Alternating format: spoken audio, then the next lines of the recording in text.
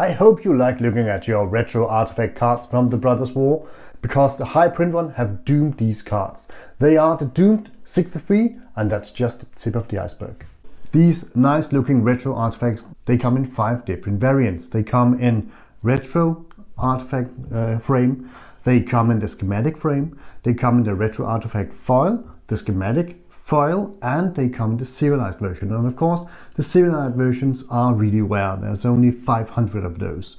To have those 500 be 1%, you have to have a lot of the other cards. As we mentioned in this video, Mox Amber had around 45,000 to 68,000 versions of them printed. So 68,000 Mox Ambers. What that does to the price is that is driving the value of Mox Ambers straight into the ground, as you can see on that graph right there. And that also means that everybody who has invested in Mox Amber is actually going to lose a lot of that investment value right now. So, as someone who just actually this fall bought an entire playset of Mox Amber, I'm a little salty about that. And not just me personally, but also this really clearly demonstrates that if you have 5 different variants of a card, it's going to tank the value. Not alone because there's so many different variants, but also because that makes the total sum of reprint a lot higher than if it had just been a foil and a non-foil version. So these many different variants in each of the different releases that they've had this year is really driving the price down. Just have a look at this graph, 14%, and that was as yesterday, so probably a couple of days ago. When you see this video, the value will go lower because we've only just yesterday reached the actual release date. I'm scared to see where the bottom value will hit for Mox Amber. We saw the same problem in Dominaria United, where you had Jarjani come in 4 different variants. What happened with him was that he was going to be pulled in almost every bloody collector pack, and that in total just drove the value on Jarjani straight into the ground. None of the variants had any value whatsoever. Right now, the problem is that these 63 cards, they are absolutely doomed. They are tanking in value. If they are going back up in price, it's going to take a really long time.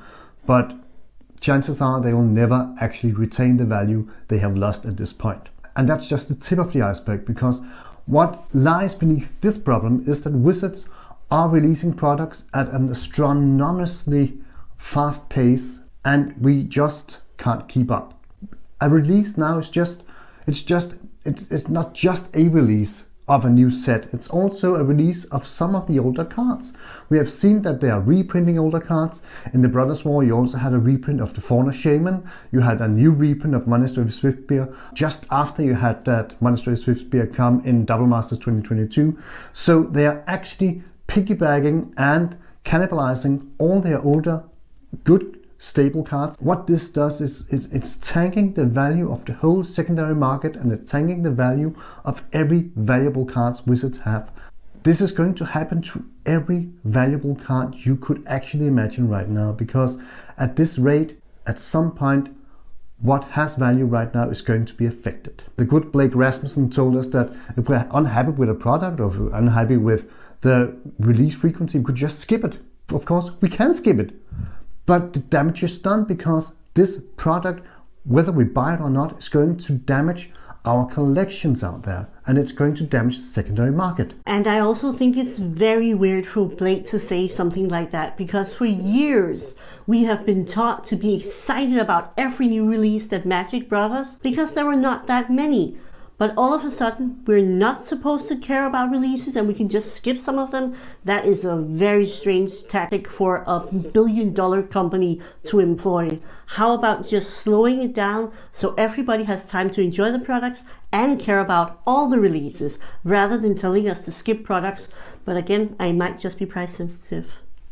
You're clearly price sensitive. Obviously. And Wizard is the only company right now that is not limiting the print runs. He pretty much just told us that they're not planning on changing up anything, and well, I think we can look forward to a 2023 with just the same breakneck speed of product releases. Back to the reprints. If you have this many set and each set has to have a reprint, you're going to use up your reprint equity a lot faster simply due to the amount of releases that needs to have some good cards. One thing that Wizards of the Coast has done really well in the past is they have been really aware of the secondary market. They have been acutely aware of which cards are gaining in price and which are not, and they have been cautious as to what to reprint again. But it seems that this trust we had in Wizards' ability to navigate the secondary market, this trust is maybe misplaced at the moment. Exactly. I also think that this strategy of knowing when to reprint and when to hold back another year, that's gone. I think Hasbro is forcing them to go full on, so everything is just getting reprints because you know these cards are popular and people will buy it. If you want to know more about reprint equity, you can watch this video up here. Right now might be the time to speculate a little on what card is going to be doomed next, because at this pace, some of the valuable cards are either going to be put in standard sets to make them actually sell, because there's an inventory glut somewhere and we are price sensitive, so sales are not going that well. So you're going to have an incentive to buy standard, and valuable cards inserted into standard sets could be one way to do it. If it's not going to be that, it's going to be either Modern Horizons 3 or a new master set. I think the next card going to be doomed is going to be all the fetches from Onslaught. They have a high price right now, they have not been printed in a long time, and it would fit really well to print those since the other fetches were printed in the last Modern Horizons. So say goodbye to your Onslaught fetches because they are going to die also. Sadly, I think that might be true. If you like this video and you want to see more like it, please do hit that subscribe button and hit the like button. It really helps out the channel. And please do leave a comment. How do you feel about the current strategy that is being employed by Wizards and Hasbro?